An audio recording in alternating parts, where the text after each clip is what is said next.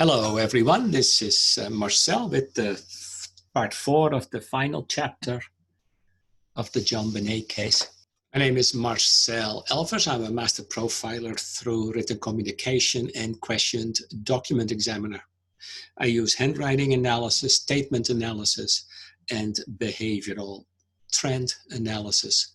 In part 1, 2, and 3, we learned so far that Patsy and John did not prioritize JonBenét. We know that the ransom note was written inside the home, and Patsy is the author of the note. We also have seen that Patsy's known behavioral trend shines through in the ransom note. We can conclude Patsy is the author of the note. And that means that the Ramseys were involved. Patsy tried to disguise her writing and also the intent of the note. And Patsy was apparently the most motivated in order to cover things up. The question is why? I explained the whole JonBenét case and the analysis of the ransom note, as well as statements in interviews, in my upcoming book, JonBenét, the final chapter. What is Patsy telling us in the ransom note? And that's going to be very interesting. The ransom note, again, is 2.5 pages long and is highly unusual. There's only one case that we know of that has such a lengthy ransom note, and that is the JonBenét Ramsey case. Normally, you get a brief note like, we have your daughter, have $1 million ready, and we'll call you at 10. So 2.5 pages is actually a blessing for investigators. The more information you get, the more you can glean from it. Now, the ransom note makes sense from the perspective that Patsy is the author. First of all, the first paragraph is really shaky, whereas the last paragraph is nice and smooth, and that suggests that the non-dominant hand was used. Another thing that was striking was the misspelling of the word business and possession, both in the letter S. We added an S, or Patsy added an S and eliminated an S. And the word advice with the S comes from the ransom note, whereas the word advice with a Z was requested writing of Patsy. Patsy was asked to write the ransom note by law enforcement, and she misspelled it with a Z. That's interesting because apparently the S is a trigger for Patsy to misspell. And so the Z in the requested writing is more or less an admission of her involvement. She knows automatically where to misspell. The note also makes sense with Patsy as the author, because Mr. Ramsey was addressed and he had to listen carefully. So Mr. Ramsey is addressed and he had to listen, not read, listen. And this implies that John and Patsy were talking to each other before the note was written. And it is Patsy who wants John to listen, not the other way around. We also noticed in the ransom note that the author of the note was emotionally attached to the victim, emotionally affected by certain word selections like unharmed. Patsy as the author also makes sense in her behavioral trend, where she tends to want to give people unwanted advice, like I advise you to be arrested, or bring an adequate size attaché to the bank. Word selections as in being kind, loving, and caring, like we know Patsy was. The use of gentlemen for thugs is highly unusual for a kidnapper. And Patsy had the tendency to use acronyms, and the ransom note was signed off with an acronym. The other thing that's highly unusual from a kidnapper's perspective are the changes that we see in perspective. Patsy wrote, "We don't respect your business," and then scored "don't" out. Also, if you get the money earlier, we will deliver. Oh, I meant pick up your daughter earlier. Or the gentleman watching over your daughter do particularly like you. Oh, I meant do not particularly like you. These are traits in the writing that show high levels of anxiety, but also a change in perspective. And that suggests that Patsy, as the author, could not picture what a kidnapping really was like. So the author did not experience the kidnapping, the event. So these type of things show it is an inept criminal.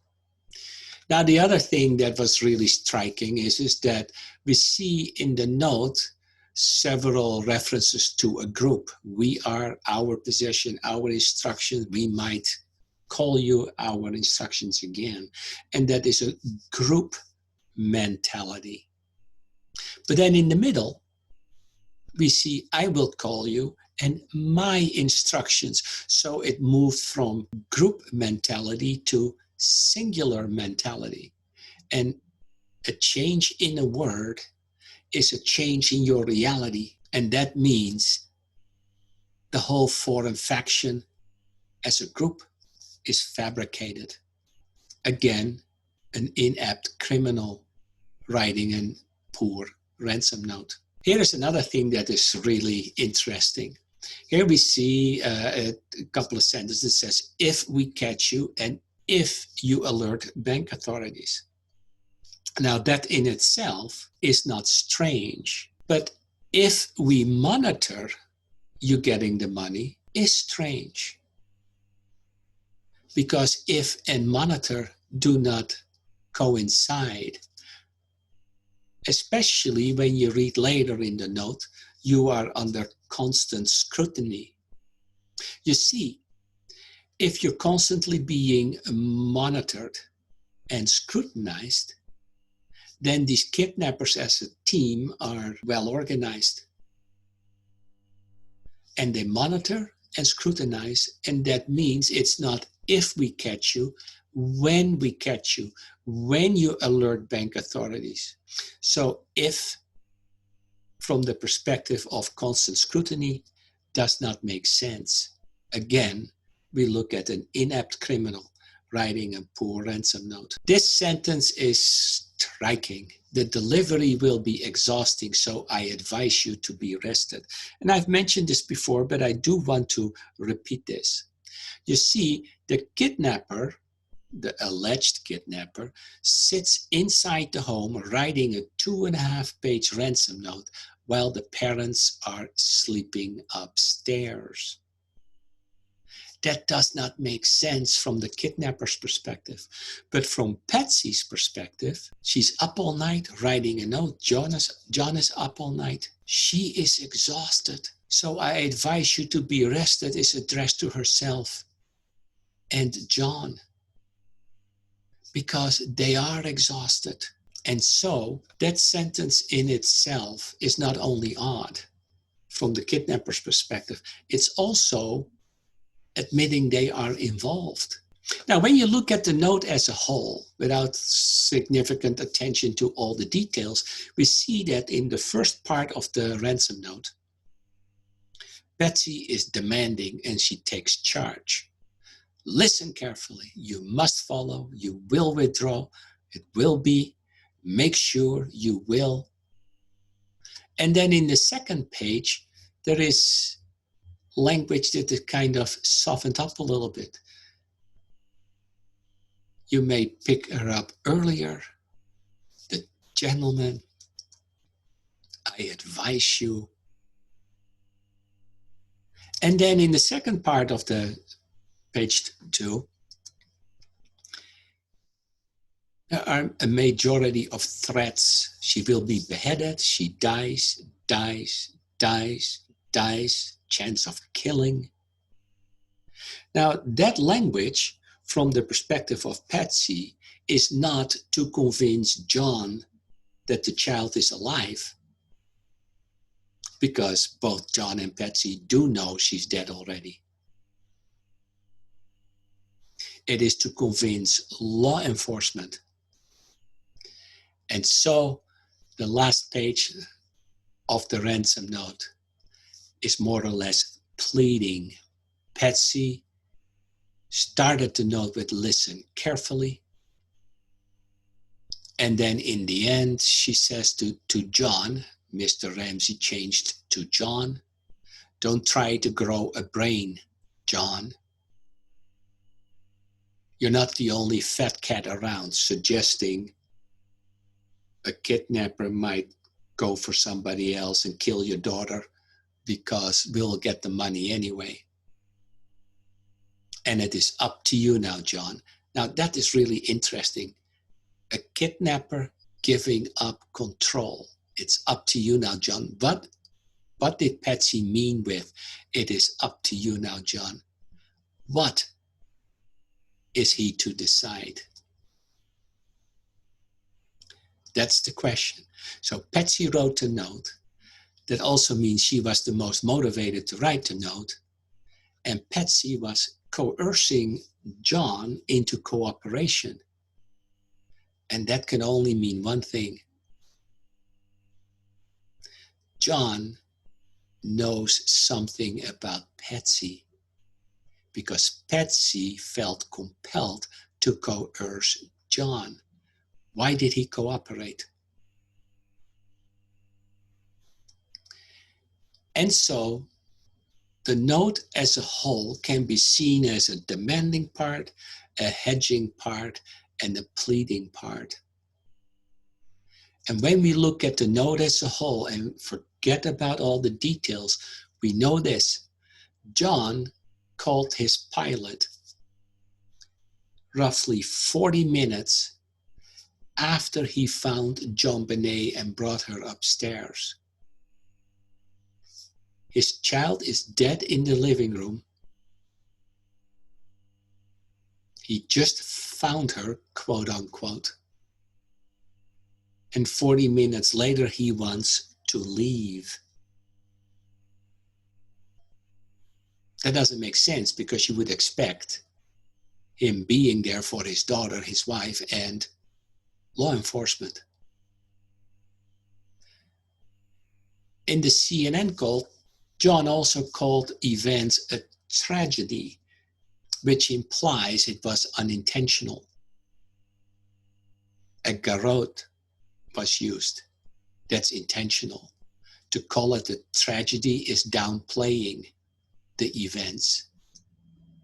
And John wanted to know why it happened instead of what could lead to the intruder, the alleged intruder. So when we look at the note as a whole, and we know John views it as a tragedy and he wants to know why, the whole note can be summarized in 3 sentences. Mr. Ramsey, listen carefully. Patsy is writing John. He had to listen because she is going to take charge. In the middle of the note, she writes, speaking to anyone about your situation. Now, of course, that implies your situation as in a kidnapping, but it can also have a double meaning, which I do believe it has. Your situation is Patsy knowing something about John of equal importance that John knows about Patsy herself. And so there is an equilibrium in the balance of power. Patsy knows something about John that gave her the power to coerce him into cooperation. And he complied in the end. However, Patsy had no idea that after the ransom note was written, what John would do in the future. And so she writes, it's up to you now, John. The question is, what is he about to decide? And so the ransom note has a warning, the reason for the warning, And in the end, John is to decide.